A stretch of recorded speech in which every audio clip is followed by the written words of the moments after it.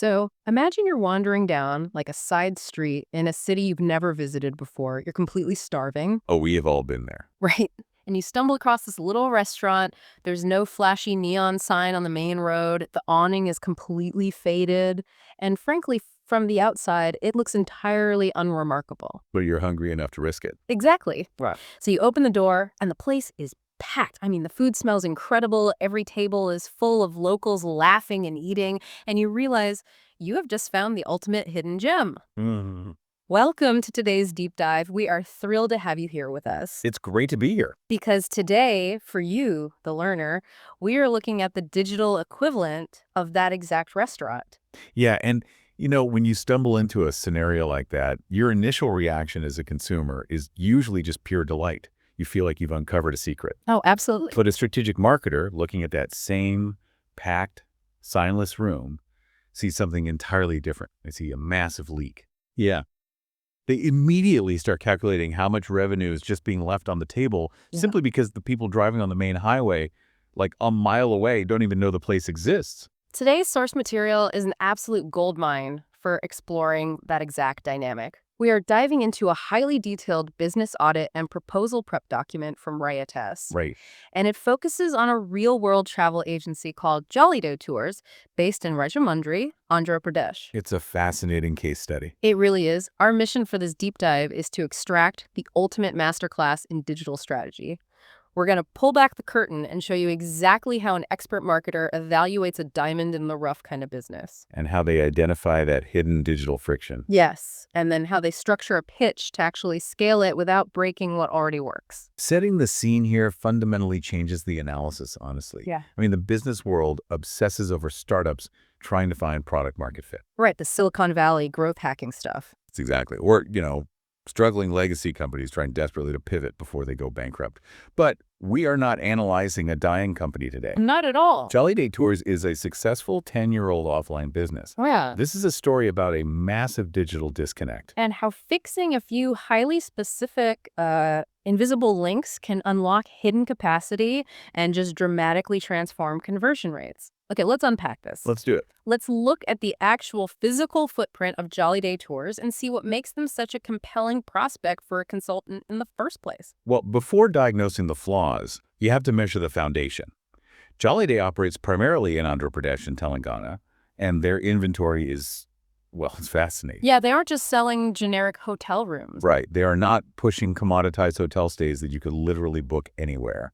They offer highly specific, highly desirable regional experiences. Like the Papikondalu boat tours. Exactly. They package those, plus moonlight dinners on the Godavari River, eco-resort stays in Murty, and trekking and camping expeditions in places like Lambasingi and Gudisa. And reading through the audit, it's clear they act as a comprehensive hub. I mean, they aren't just selling the local boat ride. They offer domestic and international flights. They handle visa services, passports. Full international travel packages. Right. They operate as a human-driven one-stop shop for customers who prefer the reassurance of a real operator over, a faceless app. And that human element is actually their biggest competitive moat. It builds a kind of institutional trust that a glossy new tech startup just cannot fake. Because they've been operating since 2014, right? Yep. They hold official recognition from AT Tourism, and they are an established Indigo flight ticketing partner. Which is huge. It is. To a marketer, those aren't just nice badges to put on a brochure. Those are massive trust signals. It proves they have a heavy existing flow of satisfied customers. And the local offline data backs that up completely. The audit pulled their directory ratings, and the numbers are stellar. Really impressive. On Just a Dial, which is a massive local search engine, they have a perfect 5.0 rating. Wow. Yeah. And on another platform called Shuru, they boast a 4.6 rating with 149 individual reviews. They even list consistent, sometimes 24-hour availability across directories, which positions them as incredibly reliable. That's an incredible foundation. And here's where I have to push back a little, just playing devil's advocate for the business owner. Sure, go for it. If I'm the CEO of Jollyday Tours, I have a 5.0 Just Dial rating, I have AP tourism recognition, and my phones are constantly ringing with local referrals.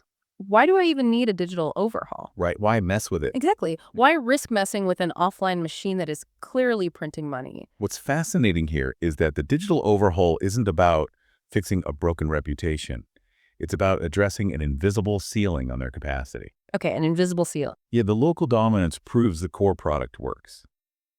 That actually drastically lowers the risk for any marketer stepping in because you don't have to invent demand. You already know people want the tours. Right. However, if you only rely on walk-ins and local directories, you are artificially capping your own growth. Ah, I see. The goal of this digital strategy isn't to convince the locals in Rajahmundry who already know Jollyday. The objective is to capture out-of-region digital intent. People who have never heard of them. Exactly. You have a tourist sitting hundreds of miles away in Hyderabad or Bangalore, searching their phone for a weekend getaway. You want to funnel that massive, untapped audience into Jollyday's already successful booking flows. Ah, so it's about building that neon highway sign for the people who don't already live in the neighborhood. Precisely. But the danger of being the local darling is that you can become completely invisible to the outside world. If you look at their digital footprint, that 5-star offline reputation completely evaporates. It's almost non-existent. Yeah. The digital audit uncovered some massive gaps. And this is where we really see the 80-20 opportunities. The small structural changes that yield disproportionate results. Let's get into the 4 critical gaps the audit identified, starting with gap number 1, fragmented discoverability. Fragmented discoverability is a silent killer for local businesses. The audit reveals that if a consumer does a general search for Jollyday's official Facebook or Instagram pages, they just hit a wall of noise. It's a mess. Yeah, the search results pull up similarly named travel agencies from other countries or completely unrelated brands. There is no cleanly dominant, verified page ranking at the top. And then here's where it gets really interesting. Do you know how the auditor actually had to find their specific social media pages? Yeah. They couldn't just search the brand name. They had to act like a digital detective. They took the exact phone numbers listed on the Google business profile numbers, like 9949111114. Oh, wow. And physically typed those digits into the search bars inside the Facebook and Instagram apps just to verify they had the correct local business. That's crazy. But Yeah. think about the mechanics of the social media platforms for a second. Facebook and Instagram algorithms prioritize engagement and massive follower counts over exact matched local business searches. So if you aren't huge, you're hidden. Right.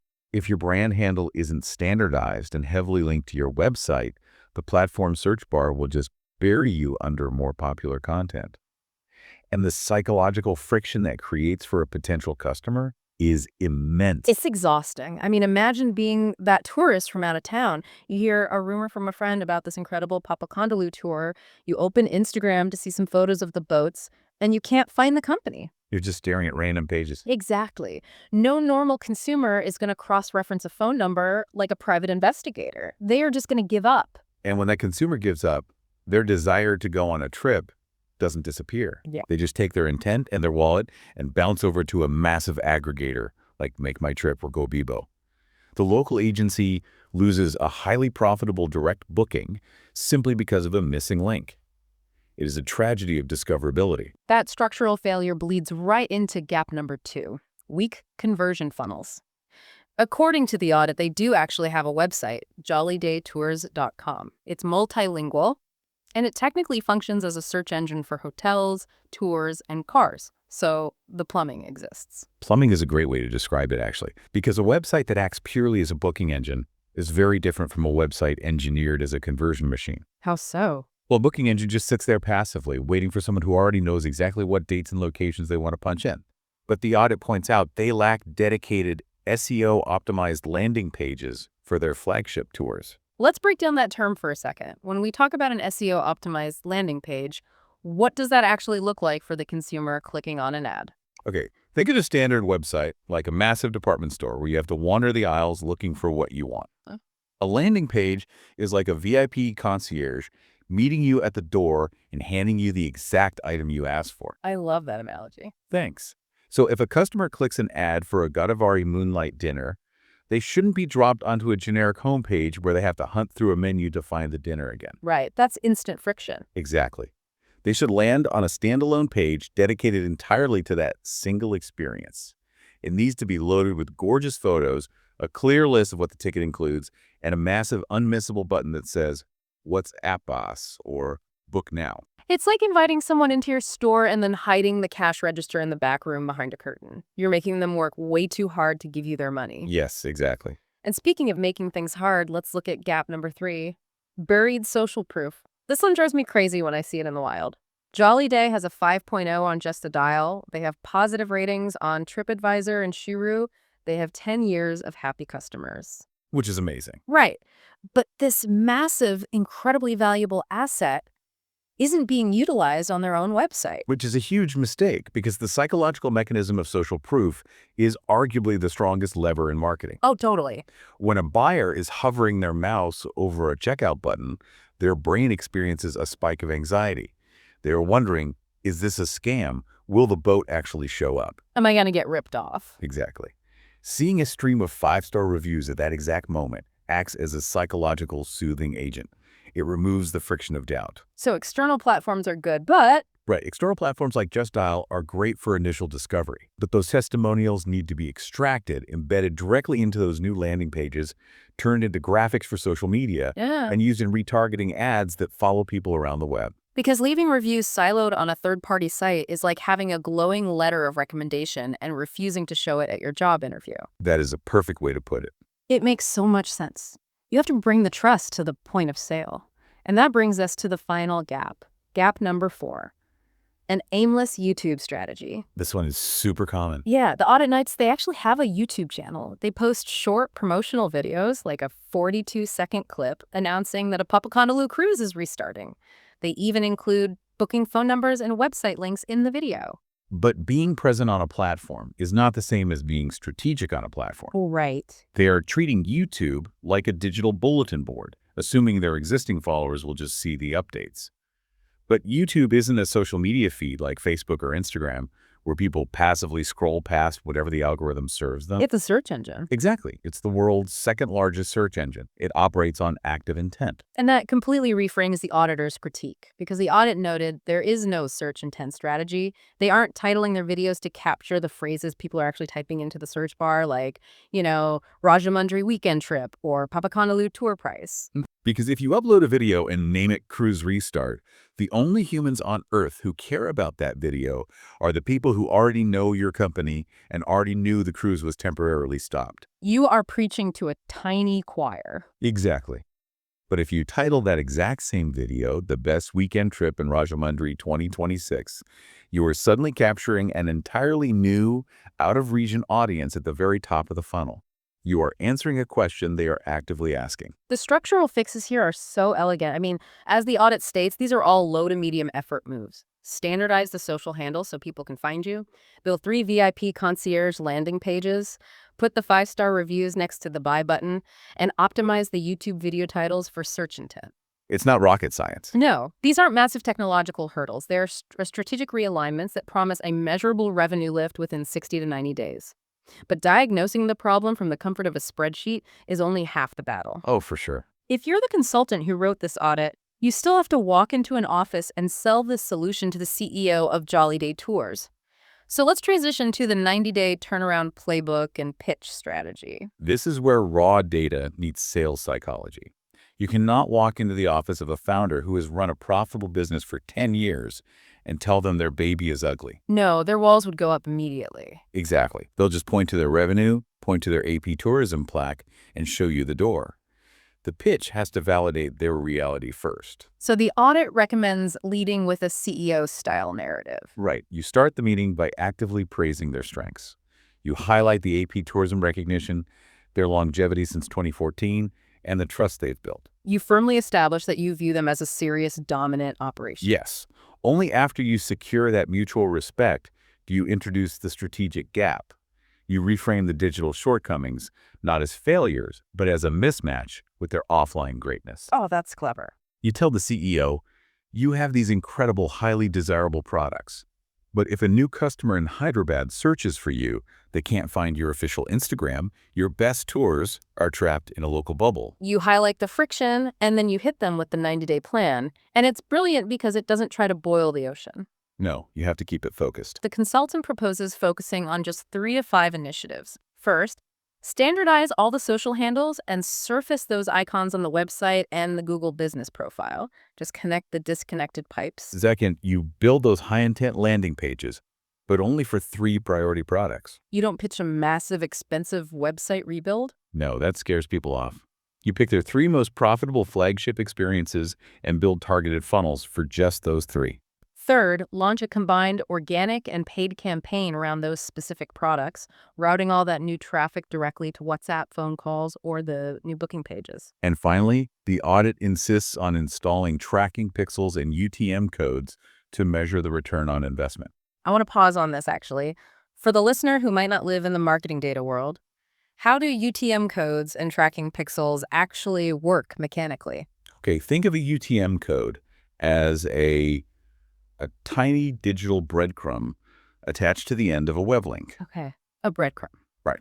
If you run 3 different Facebook ads with 3 different pictures of a resort, the UTM code lets you trace exactly which specific picture caused the customer to click, land on the website, and pick up the phone. So you know what's actually working. Exactly. And a tracking pixel is basically an invisible tripwire you place on the website itself. Oh, I've heard of these. Yeah. When a visitor crosses that tripwire, say, by clicking the WhatsApp Us button, the pixel sends a signal back to the advertising platform saying, hey, that ad worked. Go find more people like this. That's amazing. It allows the consultant to mathematically prove how many inquiries they generated per rupee spent. The audit is very specific about how to position this data in the contract, too. It explicitly warns the consultant, do not pitch this as we will manage your social media. No. Pitch it as a revenue and inquiry growth program. But it also insists that the consultants measure inquiries, not pure bookings. This feels like the consultant is drawing a very hard line in the sand between marketing and operations. Oh, it absolutely is. If you connect this to the bigger picture of B2B consulting, establishing that boundary is a matter of survival. Survival. Yes. A marketing consultant controls the traffic. They control the quality of the ads, the discoverability, and the digital friction. But they do not control the actual close rate. Right. If I run an incredible ad campaign and send 100 highly qualified leads to your company's WhatsApp number, I've done my job perfectly. Exactly. But if your sales agent takes 3 days to reply or is rude on the phone or forgets to follow up and 0 people book, well, that's not a marketing failure. That's an operational failure. Exactly. By anchoring the 90-day key performance indicators, the KPIs, to inquiries like phone calls and WhatsApp chats, the consultant is aligning their promises with the variables they actually control. They are proving they can make the phone ring. Right. It protects the consultant from getting blamed for internal operational bottlenecks on the client's end. But an audit is really just diagnosing from the outside looking in. The consultant can see the Google business profile exists, but they have no idea what the internal dashboard looks like. None at all. They can't see the actual conversion rates. Which leads us to our final segment, the hidden risks and the discovery call. Because this pitch sounds bulletproof, but the audit wisely points out the massive unknown liabilities sitting behind closed doors. Yeah. When you audit a business from the outside, you only see the public-facing facade. You don't have access to their behind-the-scenes social metrics, like real engagement rates or the historical data inside their ad accounts. And crucially, you don't know their current booking mix. No, you don't. The booking mix seems like the biggest blind spot. The consultant needs to know exactly what percentage of the agency's current revenue comes from the website versus phone calls versus walk-ins versus wholesale travel agents. It's vital data. Because running a direct-to-consumer ad campaign without knowing their internal booking mix is like pouring jet fuel into a car without checking if the engine is already redlining. That is the perfect analogy. If 90% of Jollyday's resort rooms are already block booked by offline travel agents months in advance, running a massive digital ad campaign targeting independent travelers is going to create a catastrophic traffic jam. You'll just make people angry. Exactly. You will be generating demand for inventory that simply does not exist. That ties directly into the biggest danger the audit highlights, the capacity constraint risk.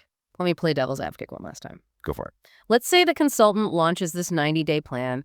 The Murty resort campaign goes incredibly viral, and they generate a flood of leads during the peak October to March tourist season.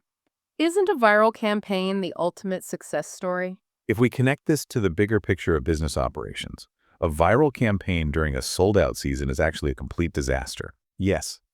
Because if Jollyday Tours only controls 50 seats on a Papikondalu cruise, and those seats naturally sell out every weekend in December through their existing offline network, a viral ad bringing in 500 new leads just breaks the system. They are operationally capped out. Exactly. they cannot fulfill the demand. That means every single rupee spent on that viral ad campaign was entirely wasted. Oh, wow. Worse, it generates frustrated customers who clicked an ad, got excited, reached out, and were immediately told, sorry, we're fully booked. You have essentially paid money to damage your own brand reputation. Marketing a product you literally don't have the inventory for is just setting cash on fire. This is exactly why a generic social media package where an agency just blindly promises to post 3 times a week Yeah. so often fails for established businesses. That's because it's not tied to reality. Right. A performance-oriented revenue program relies on a highly structured discovery call before any contract is signed. The consultant uses the initial audit as the backbone of the conversation to uncover those seasonal limits. So you have to sit down and ask the hard questions. You have to sit across from the CEO and ask, how many actual rooms do you control? When is your low season where you desperately need leads to keep the lights on versus your peak season where you are actively turning people away? It's about deploying the marketing firepower exactly when and where the business actually has the capacity to absorb the impact. That is the fundamental difference between just doing digital marketing and actually implementing business strategy. It really is. Let's synthesize the journey we just took. We started by looking at a highly trusted, locally dominant travel agency with a 10-year track record and stellar offline ratings, acting as a true hub for regional tourism. But underneath that offline success, we uncovered a heavily fragmented digital identity. We found hidden social profiles, weak conversion funnels that acted merely as booking engines, buried 5-star reviews, and a YouTube presence completely ignoring search intent. And then we walked through the exact 90-day blueprint an expert would use to fix it. We looked at standardizing their footprint, building high-intent, VIP concierge landing pages for priority products, driving targeted traffic, and using UTM codes to track the cost per inquiry. All while carefully navigating the hidden risks of booking mixes and capacity constraints to ensure we aren't pouring jet fuel into a redlining engine. It really operates as a masterclass in evaluating and pitching an established business. It proves that the mechanics of growth aren't always about inventing a new product. They are often about removing the invisible friction surrounding a great product that already exists. Absolutely. And for you listening, whether you are a marketer looking for clients, a business owner trying to audit your own presence, or just a curious consumer, this deep dive reveals the hidden mechanics of the internet. It shows exactly how businesses capture or completely lose our attention online every single day through seemingly minor structural choices. It really changes how you navigate the digital world. Think about your own favorite hyper-local business. Though everyone has one. Right. You know the bakery with the amazing croissants, or that independent hardware store that always has exactly what you need, but their website looked like it was built in 2004, and you can never find their hours online. Yeah.